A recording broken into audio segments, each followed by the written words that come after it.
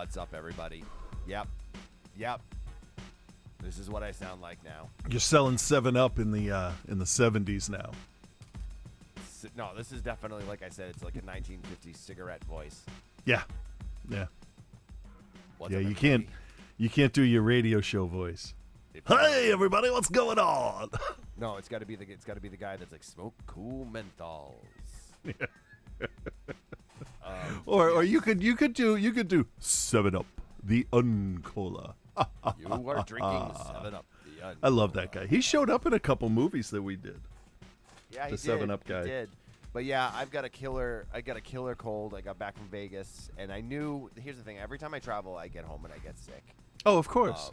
So when I got back from Vegas, going from like 105 degrees, zero humidity, and I came home and it was like 55 degrees with like 100% humidity, I was like, Yeah. well, I'm gonna get sick. Oh yeah. Sure enough, Friday Bam. afternoon. Yep. Like I was It's saying just to you like before we went on the air, though. I was hoping, like, this is how ridiculous is this now? I'm like, I was hoping it was COVID, so Right. I could just be like, I got COVID, I got to shut everything down for the next week, I can't do anything. But no, every test was negative, and it's just a cold on top of the worst allergies I've had in my life. Yeah. And if you lie about it, that's just going to come back and bite you in the ass. Well, yeah, that's the thing, too. And I was Yeah. like, please, this would be so much easier. Yeah. But no. I would love to be able to be the kind of person that could be like, yeah, I got COVID. Like what asshole would do that? Someone Well, that actually, wants we to know. not go to work or whatever. Yeah. But It so just I don't believe in a lot, but I do believe that if you fuck around with that, you will find out. Oh, for sure. Yeah. Sure. I'm convinced that I had COVID. I know we talked about this. I'm convinced that I had it in December over the holidays. Yeah. And just never tested positive for it because I've been exposed to it now so many times since then. Yeah. Like I don't understand how I wouldn't have contracted. I mean, Mel caught it and I didn't catch it, so I must have. I had to have already had it. Right. Maybe right. not. I don't. Maybe not. Maybe my immune system is just really good. So what'll happen is I'll get it now Right. because I've got a cold and I feel like garbage. That Yep. now is when I'll catch it. When Oh, my yeah. immune system's compromised. 100%. So I'm going to let Chris do a lot of the heavy lifting today because we actually postponed. We usually record on Mondays. We postponed it yesterday because, like, if you think I sound bad now, you should have heard what I sounded like yesterday. Like, real bad. Does it sound as bad as I think it does? I feel like I don't sound even remotely like myself. You do, but you sound muffled isn't the right word, but you definitely sound down. I don't. Not think I'm out. Right. But down. Well, you know what'll pick you up? King's cigarettes. If you want to smoke like royalty, smoke King's. Nice. Don't smoke, just kids. It fucking sucks. No, don't smoke, kids. If you don't want to smoke, eat candy. Eat King's cigarettes. Eat King. So, films for this week, Chris, what are they? Fuck. Auntie somebody's meat pies is one of them. You can tell me I had to remember the titles. Hold on. Let me. The fuck didn't is your tell you. message? So, which part of you're gonna need to do the heavy lifting would insist that We you don't don't usually name jump the that movie? fast into Auntie Lee's Meat Pies from 1992, starring the cast of House of a Thousand Corpses, and Killer's Delight from 1976. Both available to watch on Tubi. Of course, because we're gonna go through Tubi like we're auditing the place. If you want to smoke like a champion, watch films on Tubi. Yeah, two different types of movies. Yeah. This week, I did send out the questionnaire. Well, not really a questionnaire. It was just like, hey, you're a Patreon supporter. Let us know what you want us to cover. So I sent it out on the Patreon last week. If you did not see it and have not sent them in, reply to it and let us know. But we got a whole bunch of movies from our Patreon supporters. We're going to start digging into that next week. I'm thinking, looking at it, we're probably going to have 2 to 3 months worth of content just from the Patreon picks, and there's some pretty interesting stuff in Nice. Give the audience a tease, like just 2 titles. there. I don't know. Oh, you don't remember any of them? I thought you would have. Not offhand. Sorry. Never mind Hang then. on. Never mind. Too late now. Now you salivated the people, and they're like, hey, you can't fucking say that and then not help out. So Rob sent in some picks. He put in Siege or Self-Defense from 1983. Okay. He also said perhaps Godzilla versus Space Godzilla. Oh, fantastic! I've been wanting to watch that again. Of course, you have Dusty. What do you mean? What? That's the one with Oh, I'm not wearing the shirt today, but that's the one with the cute baby Godzilla. Is it? That's the best one. That's- It's the best baby Godzilla. Well, that's fucking vetoed. You won't fight big guys. What? Dusty suggested the most dangerous game from 1932. Didn't we do that? I don't think so. Shane, longtime listener, friend of the show, sent us about 30 films. Making up for time there. Yeah. Three Colors Trilogy. Borgman, Luz. Hard to Be a God, The Visitor. Oh, Butterfly Hard to Be a God Kisses, is one that I've been wanting to do, but cannot bring myself to watch yet. Three Mothers Trilogy, or whichever ones we haven't covered. What else we got here? The Goot. The Goot sent in Doc from 1971, and that Shudder flick, Knife and Heart, which would be good for Pride Month.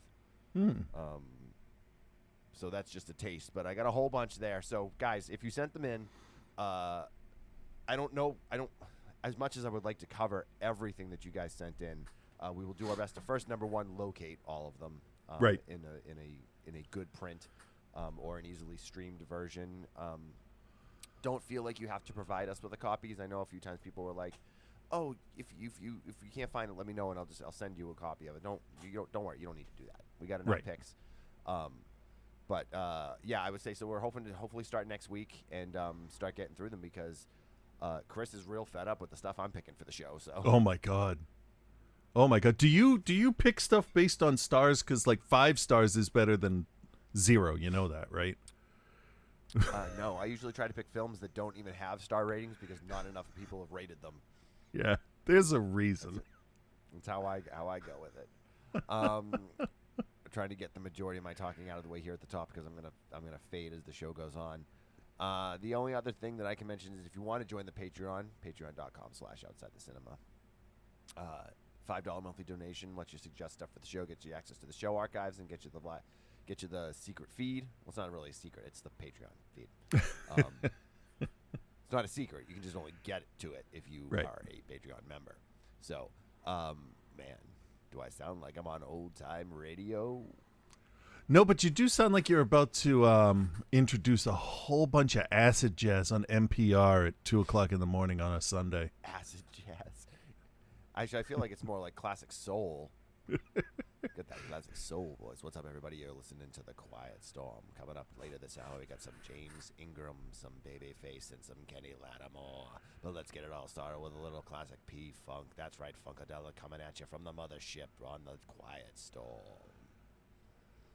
Yeah, I wouldn't listen to that show. Why? I would. Smooth jazz. That was the most rant. Well, that wasn't just jazz. We had some funk in there. We had some regular jazz. We had some classic soul R&B. Yeah, but I don't think funk is part of a quiet whatever thunderclap. Thunderclap, he says. Well, I mean, it is what it is. The films this week, man. I don't even know what the fuck. Like. Yeah, me either. I was very much taken in by the box art to Auntie Lee's Meat Pies. That makes sense. That actually makes sense. Because the original box art is, I don't even think the girl's even in the movie that's on the box cover. And then it's made by a guy that directed a whole bunch of pornos, and then it's got a bunch of people that were porno stars in it. So it was kind of like one of those. There was like that kind of run in like the late 80s, early 90s, where porno directors tried to like go like legit. Yeah. And it always just makes up for like it makes just for such interesting stuff, man. Okay, so this is a Vinegar Syndrome re-release. I'm gonna play their. Do I have the original trailer? Yeah, let's try this. This might be just a scene. Aha, here it is. Oh yeah, that's the clip from when the guy gets his head cut off that I posted on our Facebook page. Dark in here. That's not a trailer. Oh, Okay. here we go. I got the Vinegar Syndrome one. I was hoping that I would have like the original trailer for it because I'm like, that'll be sick. But then I realized I don't even know if there was one. So, so here's the Vinegar Syndrome re-release one.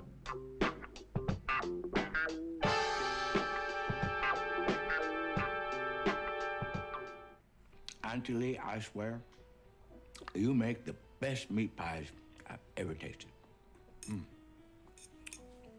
Ain't no wonder that you're selling like crazy to all them fancy restaurants. Thank you.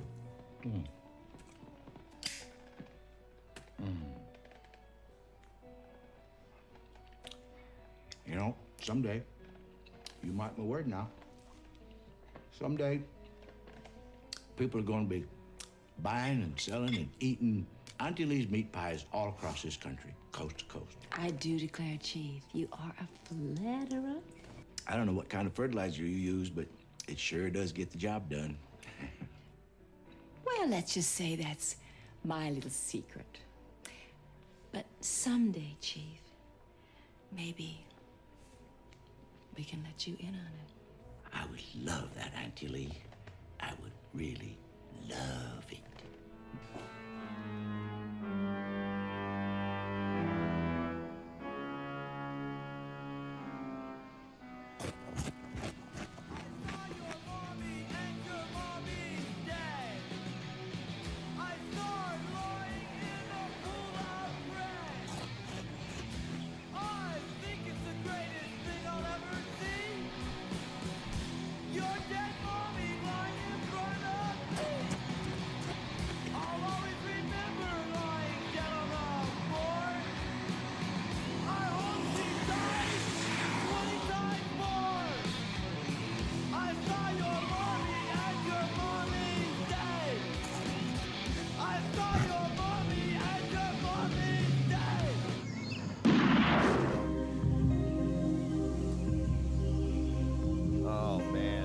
I don't want to watch the whole movie over again. Yeah, seriously. Do you say auntie or auntie? I say aunt, and I don't say auntie or auntie. I don't like that word. It's just weird. I say aunt because that's what they said in Philadelphia, and that's what I grew up on. So it just stuck. And then people would say it's aunt. I'm like, oh, you pretentious fuck. No, it's not. Sorry, no, I'm not judging anybody. I'm just trying to be funny.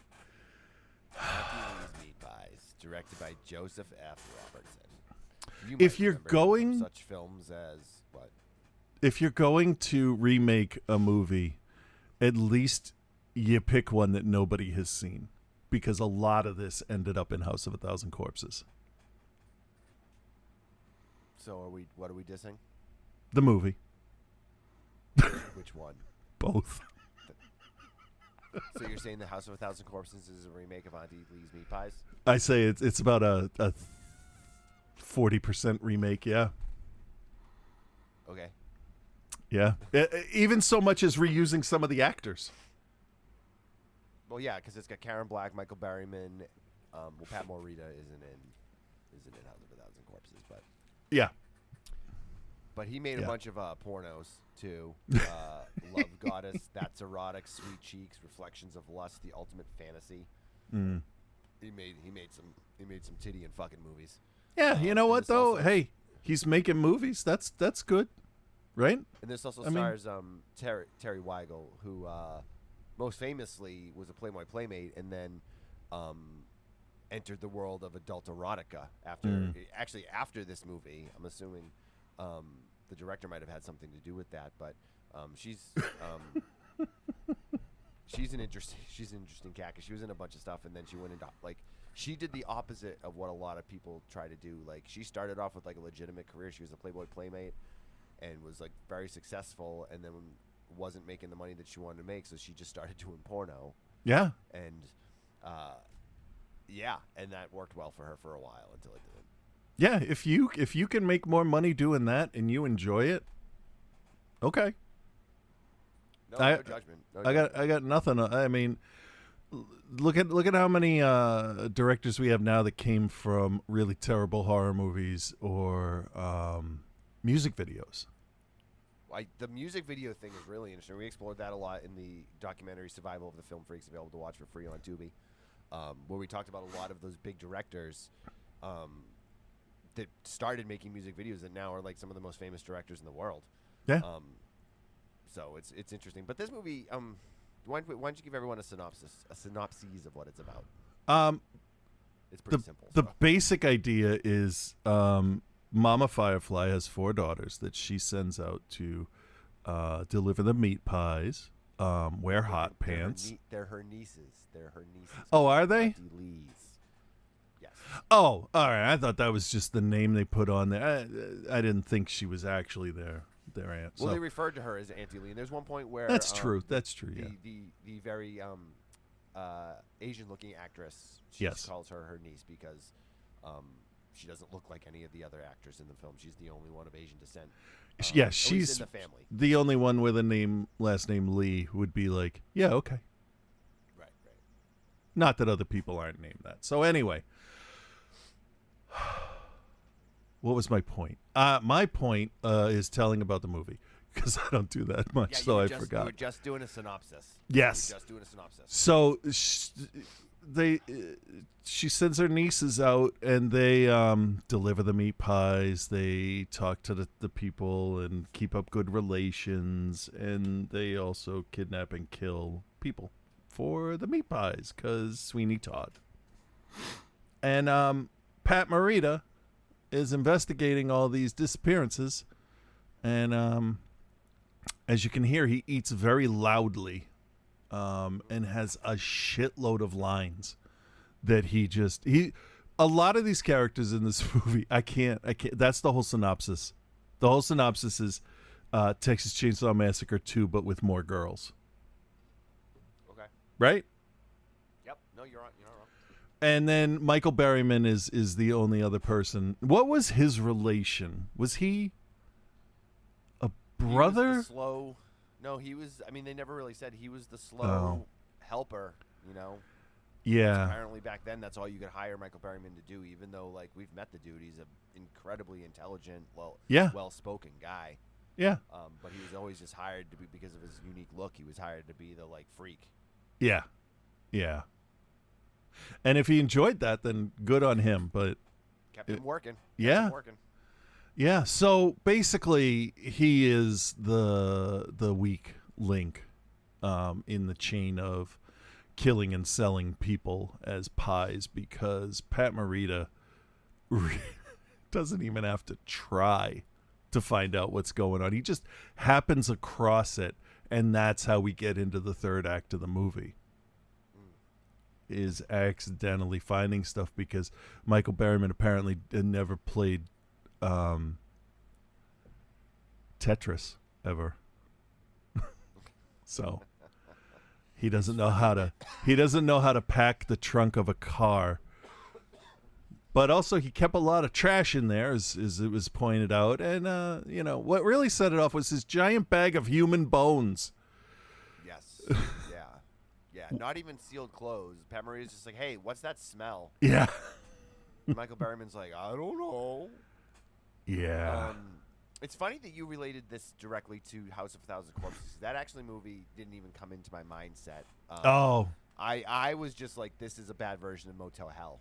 Oh, well, it was filmed in the same place. So was it? That's what I read. I didn't know that.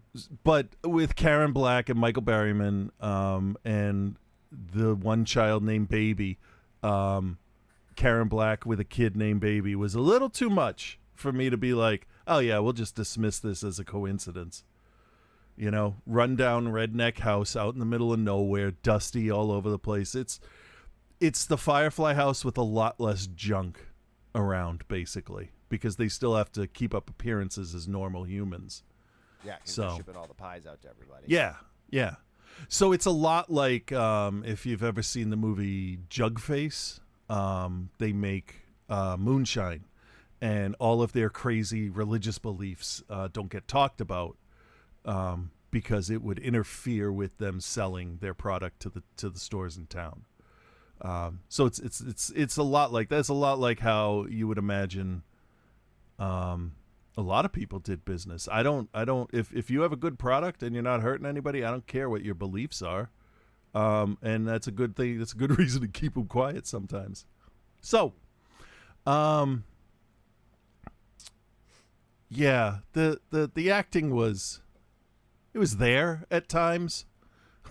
Yeah, most of the girls, like, they weren't there for their acting chops. No, and you know that as soon as you see what's going on. So if you're at all into these kind of things, you're like, yeah, I get it. That's fine. It was interesting, though, because there was a little bit kind of like bubbling underneath, because there's the whole Satan worshiping aspect of it that's only like mildly touched on. Yeah. Yeah, that never paid off. No, but it was interesting enough to know that it was there. True. And I did like the like seduction angle that the girls were working with. A lot of the like they pick up the hitchhiker and then the band. I just love how fucking heavy metal bands were portrayed in the fucking late 80s and early 90s. Yeah. These dudes are on tour. Like, there's 4 guys in the car, and it's a fucking like Mustang convertible from like it's like not like one of those old school like big Mustangs. It's like the 1998 or the 1988 like Mustang. Those boxy convertible looking pieces of crap. Yeah, and they're in there, and they're a band, and they're singing along. They're listening to their own music as they drive. You heard it during the trailer. Yeah. And the girls put out these spikes to blow, or they shoot out the tires with a gun, and they drive like a half a mile off the road to pull the car over. And then they're this band, and they're like on tour. Yeah. But yet they don't have any equipment. They have 2 guitar cases. 2 guitar cases. And a no drums. trunk, I guess, is the best we could say. They have a trunk. And they're just like immediately, of course, like these 2 girls come walking out of the woods. They're in the middle of fucking nowhere with a gun. These 2 girls, they have guns. They come walking out of the woods, and like they're dressed to the nines. Their hair's done. Yep. And they're just like, okay, and they're like, yeah, just come back to the house with us, and we'll have dinner and stuff. And they're like, okay, sure. Yeah. Pretty yeah. easy. Yeah, because as we all know, any musician that tours is a moron, because you got to be stupid, I guess, right, to get to book gigs all across the whatever state, country. You know, you got to be dumb to be a rock musician. So yeah, I also liked what they did do at the beginning of this, where we're introduced to the murderer Bruno, and he's like killed some people and done some other crimes of some sort, and the car that he stole has broken down, but then Magnolia pulls over to help him, and then he kidnaps her and starts raping her, but then she stabs him with a hairpin. And what I thought was so funny was like she just opens up the trunk of her car, and she's got a body bag in the back of the car and puts him in the body bag, and then somehow manages to get him into the trunk. yeah. But then gets back, and Auntie Lee's like, you can't let these guys take advantage of you like that. She's like, he was like 6'4" and like 250 pounds. What was I supposed to do? And immediately I was like, well, you were able to get him into the body bag and into the trunk of the car. Yeah, that was a little. Dead weight is so different. Picking up a toddler that agrees to go with you when you pick them up is way different than picking up a sleeping kid. Now, Yes, agreed. It's almost like a 60-pound kid weighs 200 pounds when they're asleep. So I know, right? a 200-pound human, all flopping around and everything, like it's got to be 300-400 pounds trying to move. It's like moving a huge water balloon that won't break. I have never moved a dead body. I want to point that out. I've never. But you know how like a water balloon, like it if you pick it up in the middle, it'll droop to the sides or whatever, and it'll try to. Okay. So gravity will always try to pull it down. So, yeah, you better off chopping it up in the desert and putting it in a bag. Right, but you don't want the meat to spoil. True. Get it home fast enough, and it won't, though. You know. Yeah. It's fine. So there were some little interesting things kind of going on underneath the surface of this. Unfortunately, they didn't really delve into it too much. I liked the plot. It was interesting. The girls look great. There's some really, really hokey effects in it, but they work so perfectly.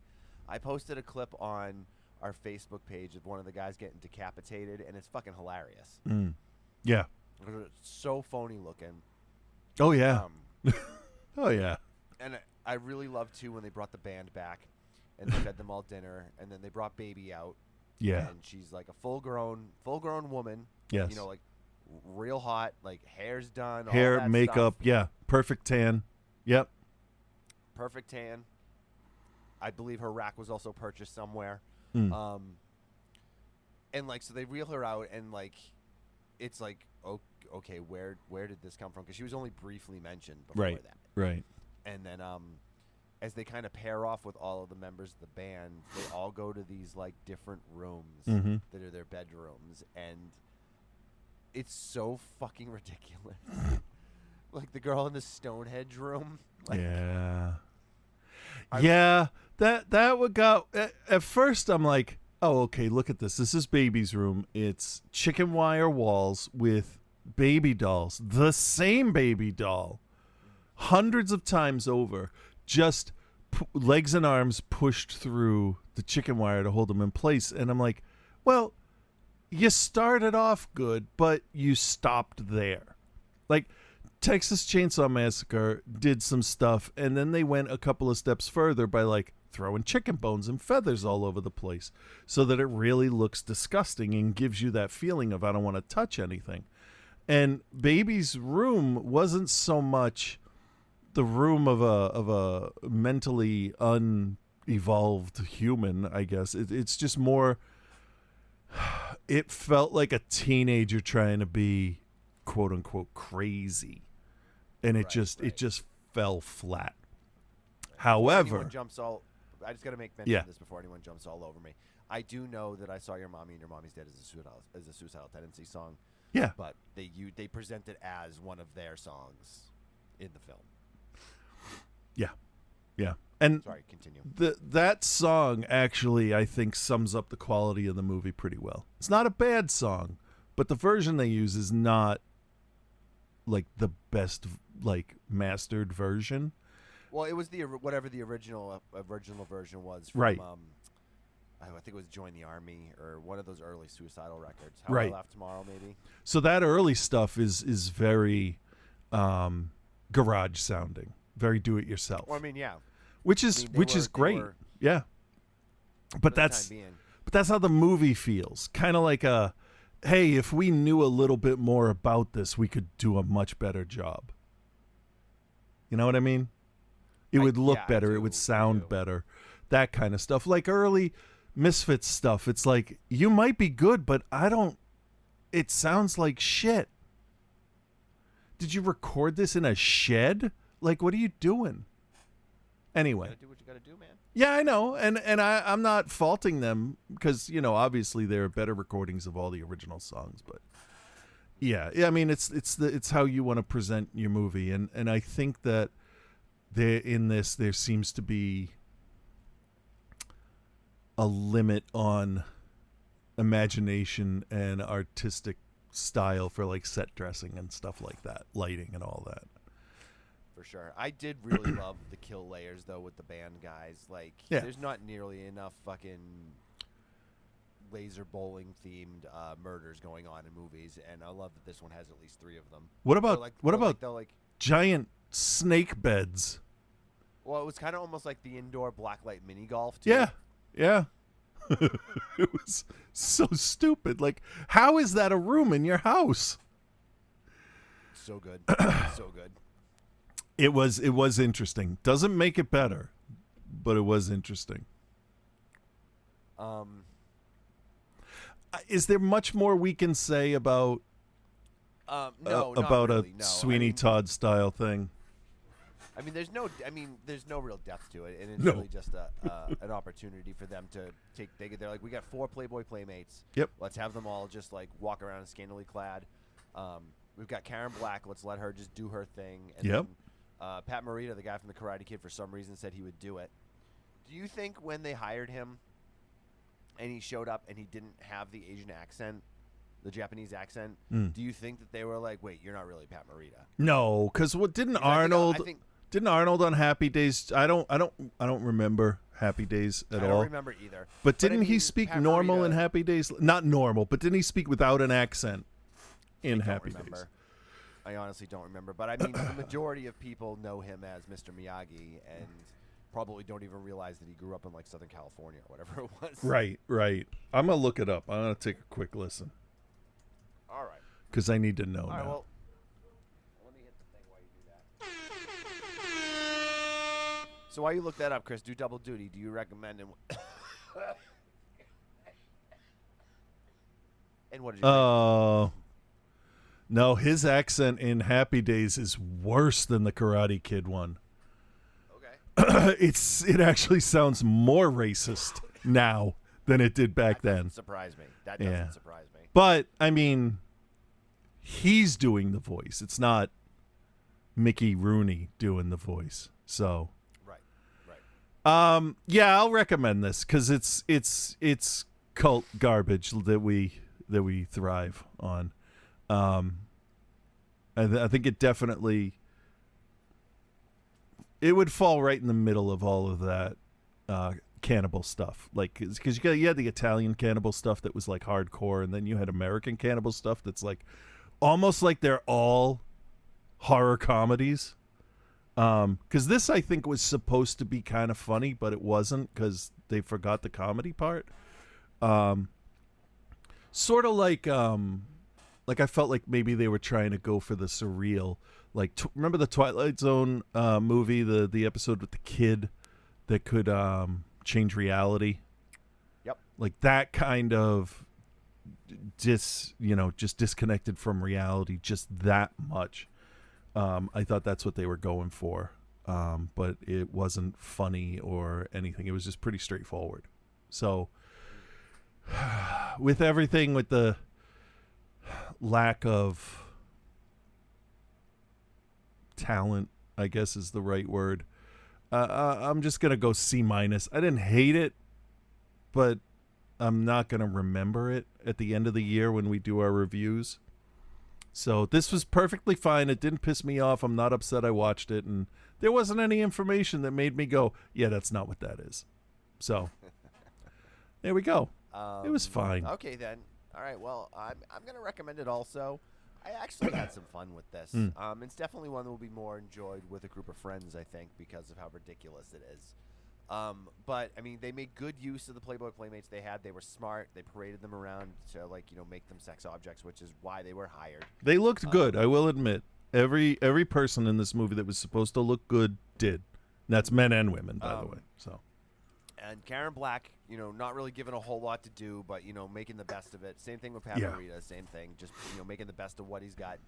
Some really hokey death scenes, which are kind of hilarious in a number of different ways. Those over-the-top kill rooms were a blast.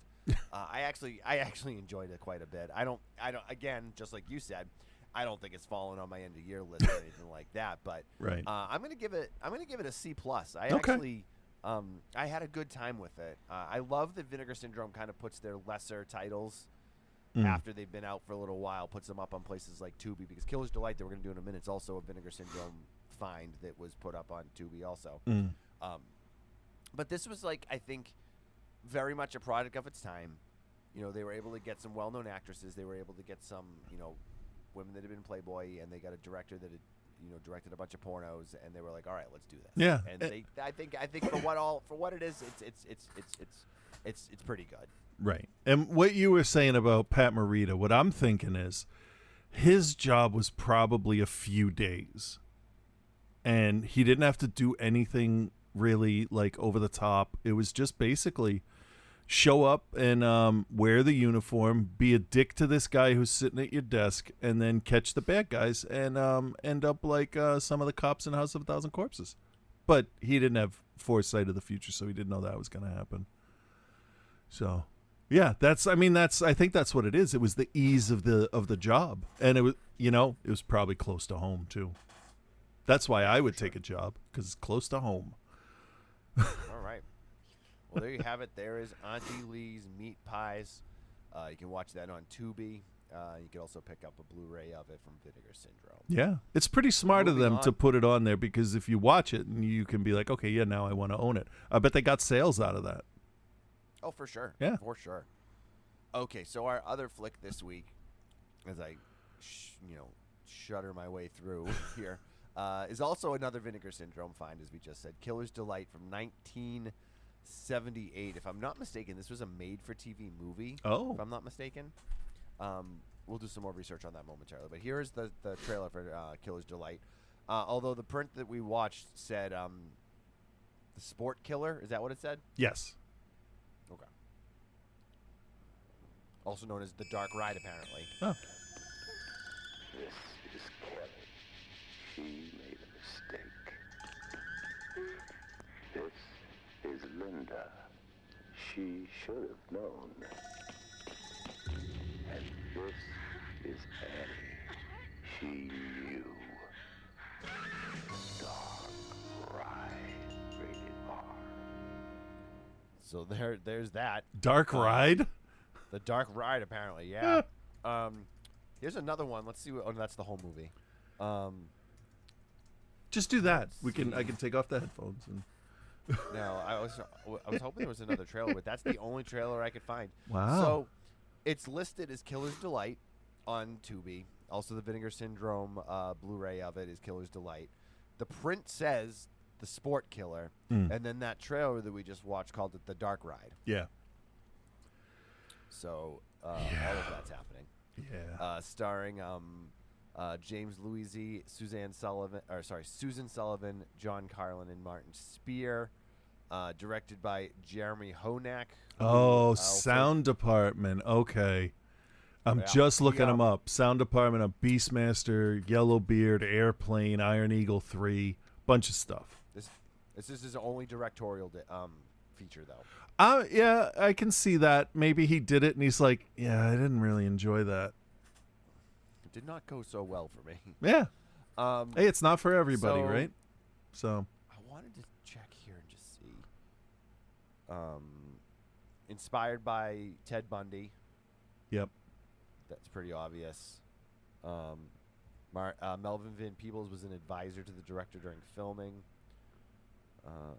He was an assistant editor on Sweet Sweetback's Badass Song. I thought. Oh, and he was on Fox News Primetime as himself. Good Who for him. knows what that was about? So I'm going to ignore that so we can have a nice review. Some of the cast said they weren't given an actual script and often made up their scenes on the fly. No shit. So, makes sense. So, I guess this is an attempt at, an American-made giallo-style thriller. Yeah. Definitely has a lot in line with stuff like Bird with the Crystal Plumage and a lot of those other ones where it's much more focused on the police procedural side of things, Right.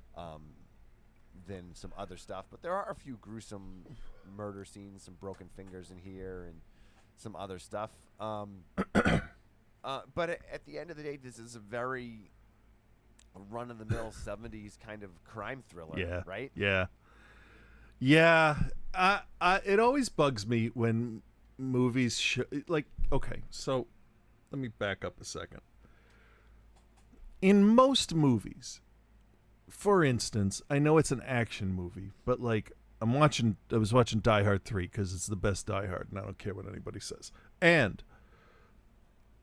the cops in that movie are pretty much moving forward all the time in what they're doing. Granted, there's a time limit and stuff on that. But in this movie, we have time for breakfast, a Top Gun style basketball game, all kinds of stuff. And that's what bugs me about Polizia movies is the fucking downtime the cops have when in normal movies, not normal, but other movies that we've grown up on, it's the one that's being stalked or the victim's family or something, and you split the time so you can show the cops doing actual cop stuff and not just everyday shit.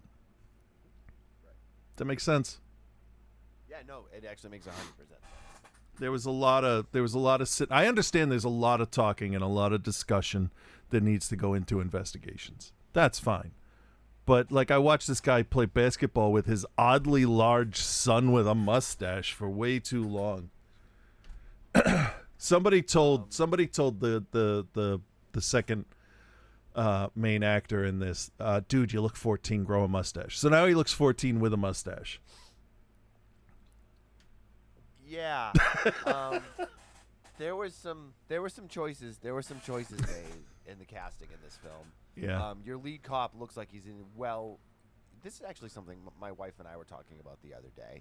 How 45 to 60 Yeah.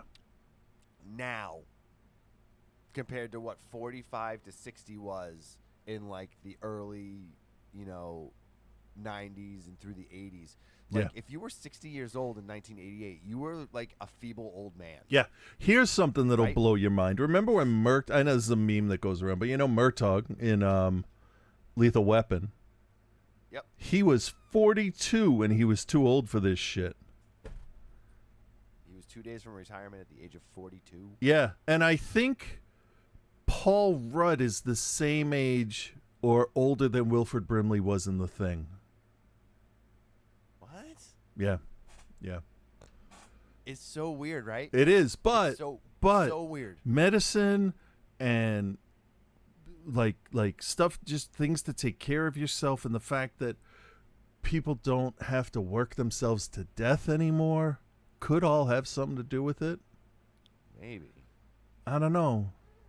But then again, depending on what you do, you look at like Barack Obama from when he came into office, and 8 years later, it looks like 20 years of his life drifted away. Yeah, but that's different though because of the pressure of the genre. Oh, of course. But I mean, everybody copes different. So pressure of a president and pressure of a CEO, I mean, it impacts your life and the people in your company. So it's pressure is pressure, right? I don't know what I'm saying. Correct. I don't know. No, you're fine. No, I'm following. Okay. You. Anyway, getting back to the movie though. If we this have movie is, to. This movie is loosely inspired by the Ted Bundy cases, I guess. Yep. You have a serial killer that's going around and picking up hitchhiking girls and murdering them, or getting them to ride in the van with him. Yes, and this was from 1978, the height of fucking hitchhiking before it dropped off. Right. Because everyone got murdered. Yeah, yeah. One thing I've learned from movies: if you're going to hitchhike, you're going to get picked up by a serial killer. Here's what stops it when they say, it's really weird. They say that you shouldn't hitchhike because you could run across a serial killer. If anybody says that to you, you say, yeah, but wouldn't it be really weird to have two serial killers in the same car? No, shut up. Yeah, I know. You told me to talk more, and this is what you get. Bad fucking jokes. Well, and also, killer's delight. Yes, I'm also like continuing to talk even though I have nothing in the gas tank. I know. It's just in my blood. I got to coach a baseball game tonight, so. So the movie focuses on the two cops. But again, your lead cop, who was really, they were like, hey, let's hire John Saxon, and John Saxon was like, listen, I don't got time, and they're like, well, get me John Saxon's low-paid Mexican equivalent. Senor Spielbergo. No, but the guy that they got to play him looked just like John Saxon. Yeah. So it might as well have been him. And he also put forth like all of the effort that Saxon put into the movies at this time in his career too. So, so he's like also like cheating on his wife though. So like you're like, well, you kind of suck too. Yeah. So that was the thing in like the late 70s, huh? Everyone just like cheated on their spouse, and it was like just like a thing, huh? Yeah, that still happens, Does it? It's even easier now. Oh. Yeah. I don't know. I'm too lazy to even get together with my friends. Me too. I can't afford that stuff. No, I don't need that stress in my life, and I don't have the energy. And I mean, fucking look at me. I don't have time to work on this for somebody I don't know. Right. Anyway, so killer's delight. So he's killing these girls off and, dumping the bodies. The cops are trying to track him down, and then the cops start to get close to him, and he tries to kill one of the cops, but then they devise a plan to try to smoke him out because they figure out who the killer is using some pretty good police some pretty good police work, right?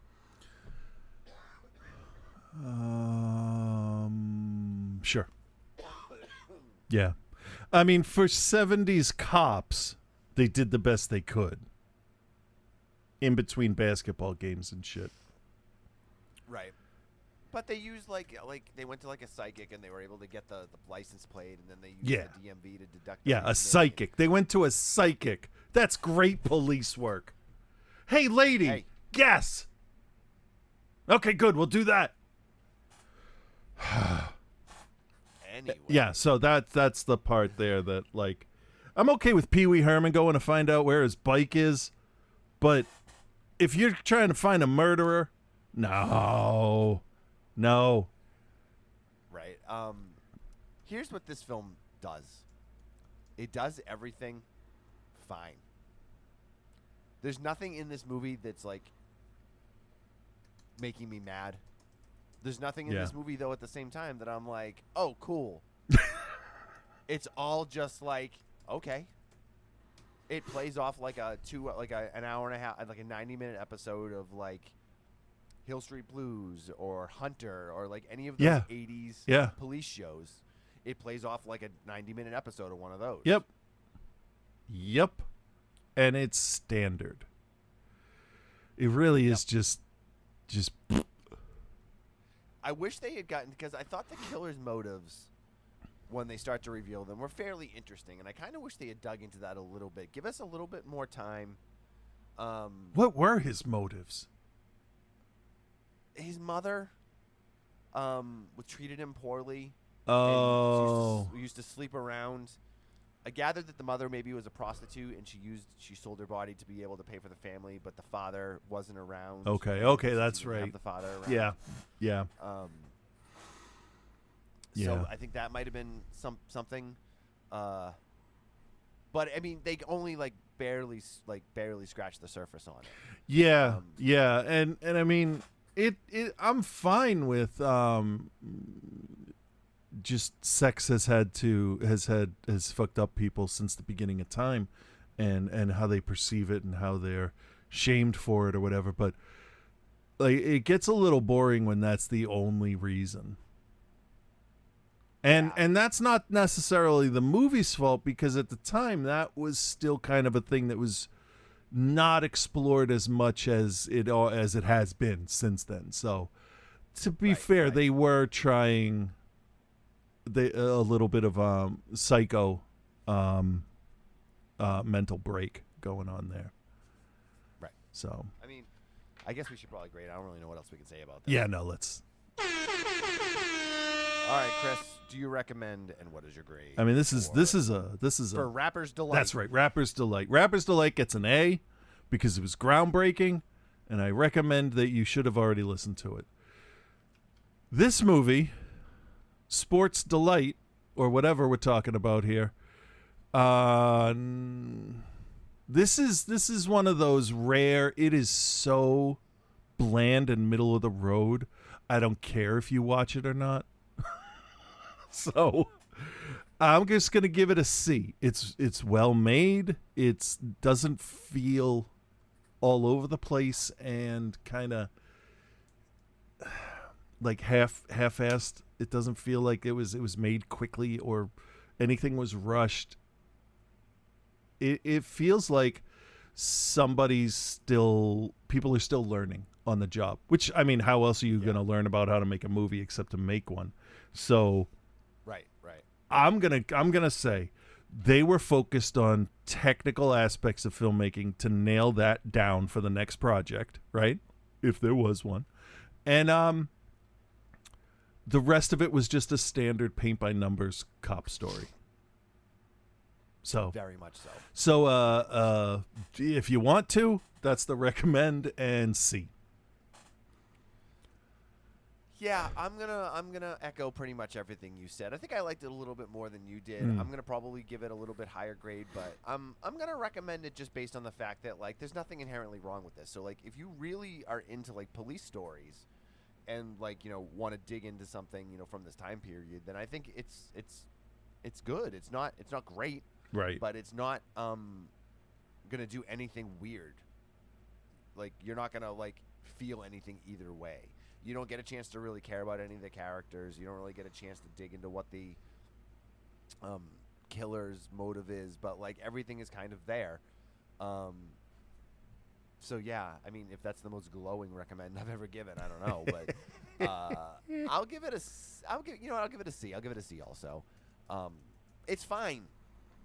Like so many things that Vinegar Syndrome puts out, like, and I think they know this too. They're like, they'll put out a title and they'll know, okay, this might not hit with the masses, Right. but there's a collector's market for people that are really into like Polizia flicks. I mean, I know this was made in the U.S., so it's not really a Polizia flick, but people that very much like are into that stuff. Yeah. Like me, I'll watch anything that's a giallo. I don't care how bad it is. If it's a giallo, I'm gonna sit down. I'm gonna watch it. Polizia fans, same thing. Yep. Got it. I got it. I'm good. Got it. I'm All good. right. We're done. We're done with those. They were All boring. right. So we've got a Joe segment. We got a Joe segment, and we got a Scott segment. Let's start with the Joe segment. All right. Maybe. Yeah. Is everything working again? Yeah. Well, hello, Bill. Hello, Chris. And hello, OTC Nation. It's your boy Joe here, and I'm actually kind of excited. This week, Bill made me watch From Dusk Till Dawn. Isn't it funny how a really good opening can get you excited for the rest of the movie? Like, you cannot tell me that From Dusk Till Dawn doesn't have one of the coolest opening scenes of all time. Like, top 10 minimum. I had a unique experience with this movie. If you remember, they did a very good job in the TV ads of not stooging off that, hey kids, in Act 2, in about the middle of Act 2, we're going to flip the script, and what we told you was going to be a Wild Bunch style, like, crime shooty action thriller is actually a super gory vampire flick. Spoiler alert.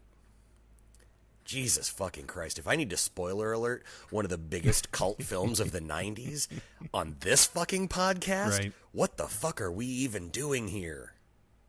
Anyway, 1996. I had dropped out of college, was massively depressed, working 2 jobs, had no life, etc., etc. Woe is me. Not a fantastic time for your boy. One night, a couple of old friends who knew that I was not presently enjoying this part of my story stopped by and said, "Come with us, fucker, we're going to go see a movie." I knew that there was a movie called From Dusk Till Dawn out, but that's it. I'd been busy, like you do. One common thread between lovers of all kinds of movies is that feeling when you see a movie and boy, it hits you just right and it has that weird therapeutic effect on you. Now, I'm not sure what it says about me that this movie kind of helped my mental state and helped me kind of get on the right path, but whatever it takes, right? Yeah. I walked out of From Dusk Till Dawn happy, excited, and energized. And it had been a while. It's been a while. Spoiler alert, From Dusk Till Dawn is going to get a pretty high rating from your boy. But back to that opening scene. The tension alone makes this scene one that should be studied in every filmmaking class on the planet. Michael fucking Parks giving a complete acting seminar in under 5 minutes, George Clooney showing that he can play a really good heel, the speed and ferocity with which this standoff in a little gas station goes from just really tense to explosive. Hell, I'll even give it to Tarantino. He is not a good actor at all. No. But here he's at least passable and believable as a psychotic creep, but, we draw from what we know. Yeah. I almost feel like they could have made 2 different versions of this film. I feel like that would have been really cool. One, where it stays a cool shoot-'em-up crime thriller along the lines of Rabid Dogs the whole way, where the Gecko brothers and their hostages try like hell to make it down to Mexico, yada, yada, yada. And the one we get here, where at just the right moment, they kind of just go, you know what would be cool to do at this point in our movie, Quentin? What's that, Robert Rodriguez? Vampires. Can we film their feet a lot? God damn it, Quentin. One of the things that makes this movie great is all the unanswered questions.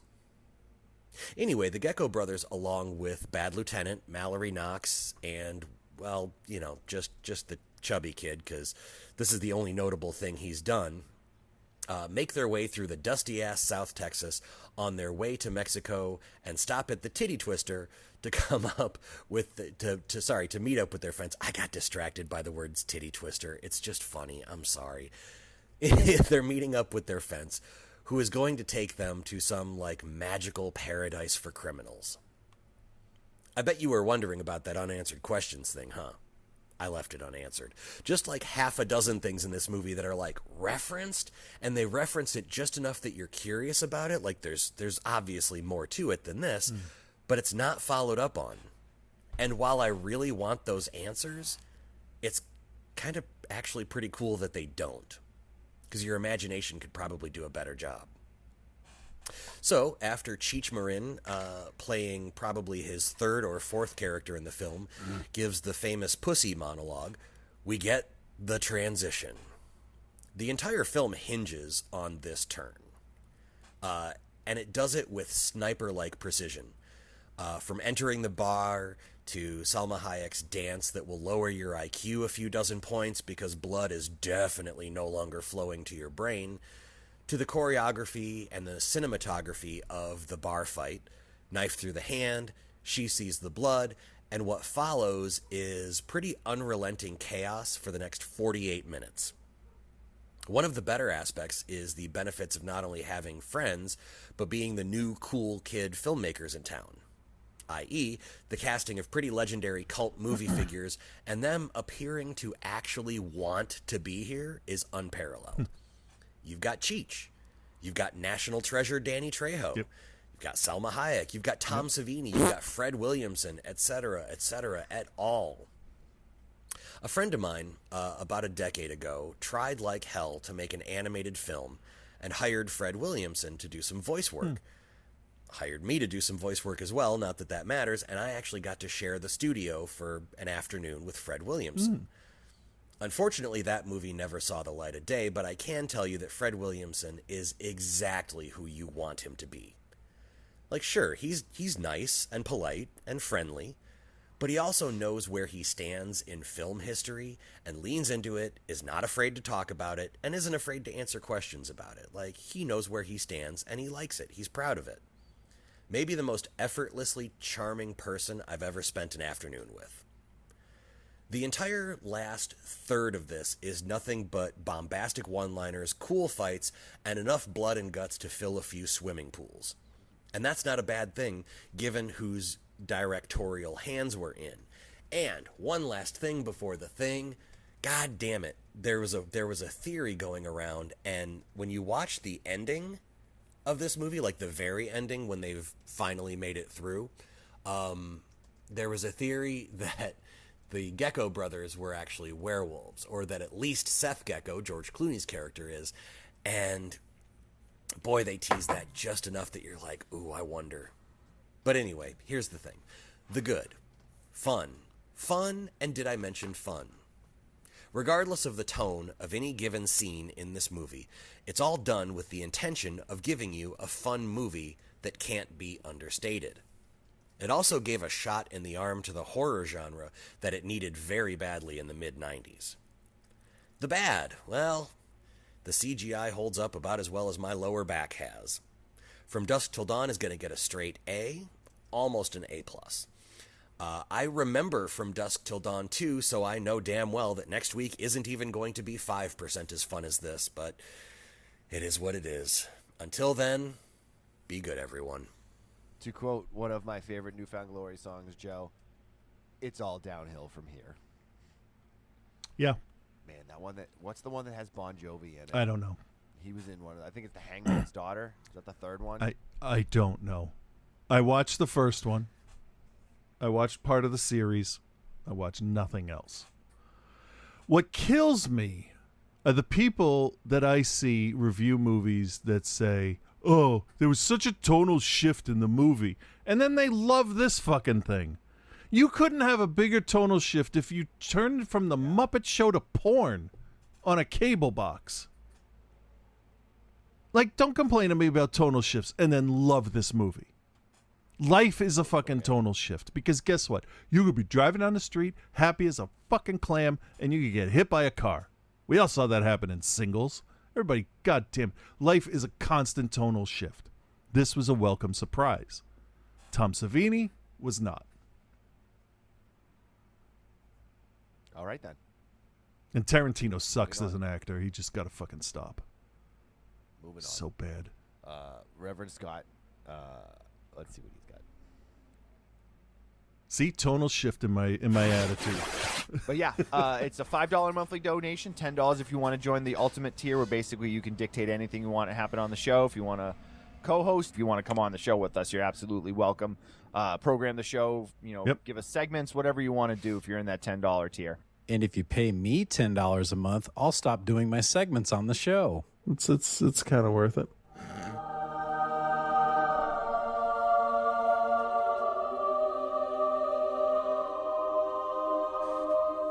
What? Yeah. Holy shit. Yeah. With Reverend Scott. You're a donkey. So- I produce Entourage.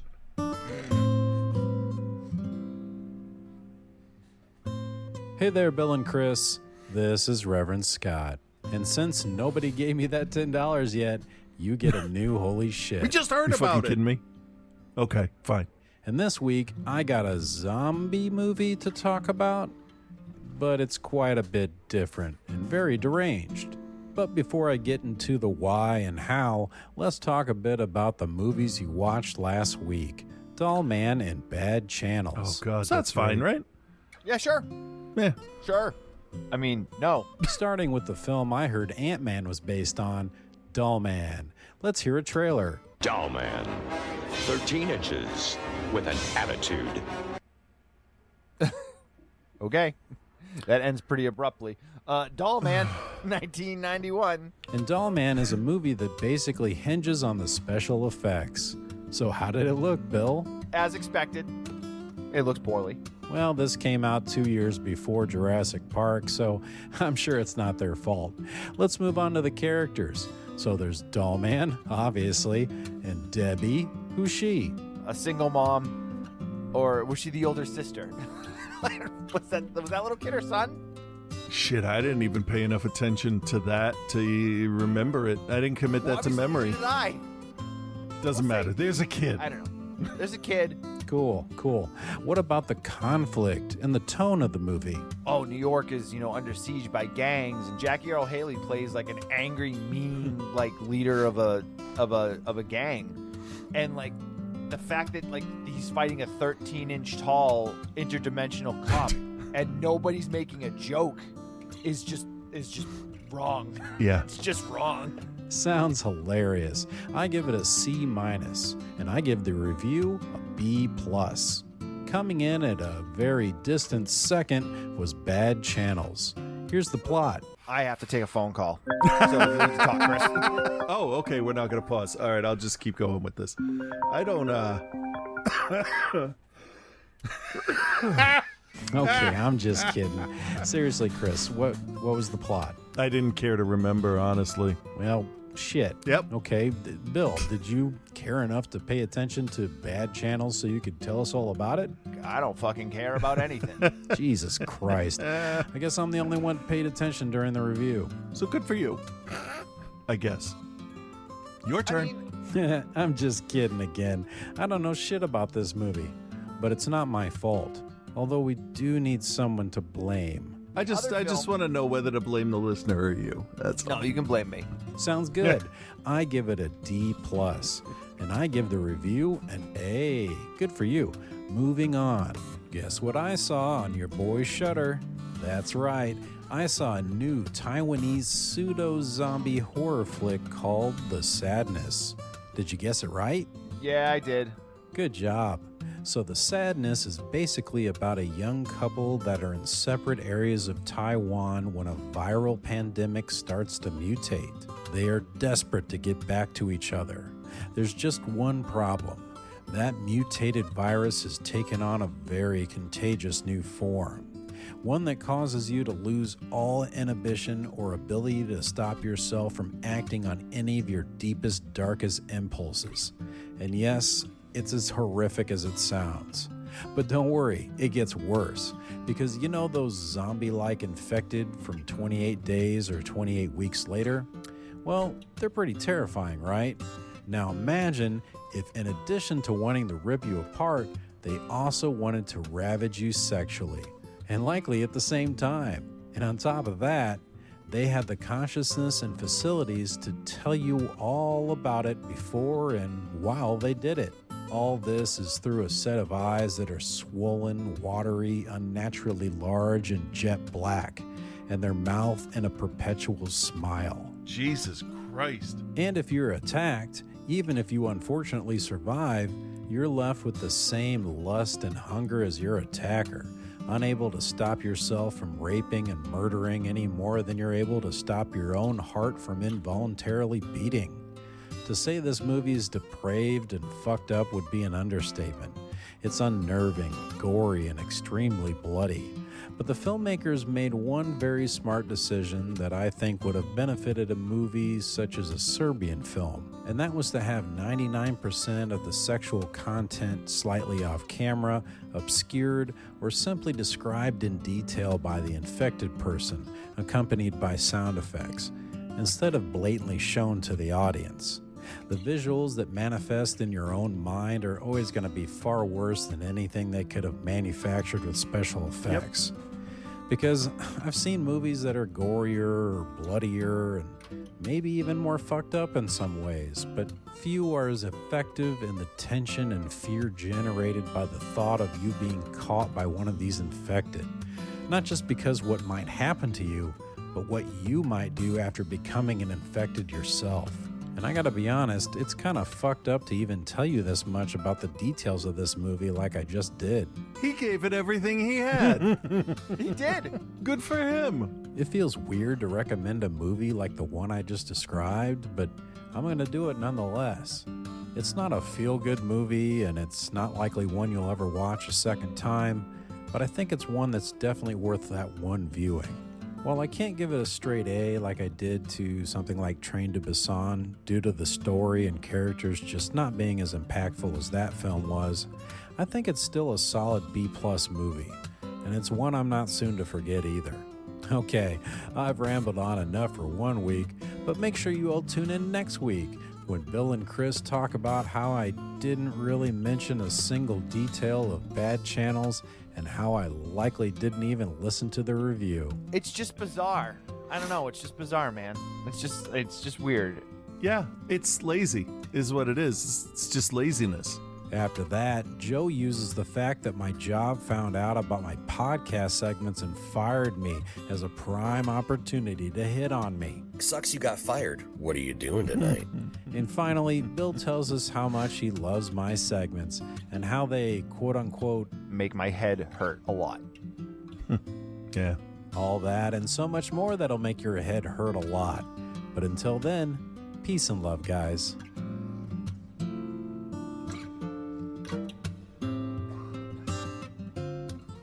That Outside the Cinema, the best podcast like ever. His delivery is so fucking bored. Fine, I guess I just won't do it anymore. Which is cool, because I guess that makes my life a lot easier. What were you saying? I was saying his description of zombie movie sounds like a weekend at Weinstein's. Yeah. Fuck that guy. All right, guys. Hopefully next week I will have my normal sultry talking voice back. And I will have more energy than I have right now. So, yep. That's really all I got, everybody. So, Chris, you have anything you want to add real quick? No, I just hope you don't have to talk a lot of baseball tonight. I want one of the other coaches yell at the kids. All right. All right, everyone. Have a good week. Bye.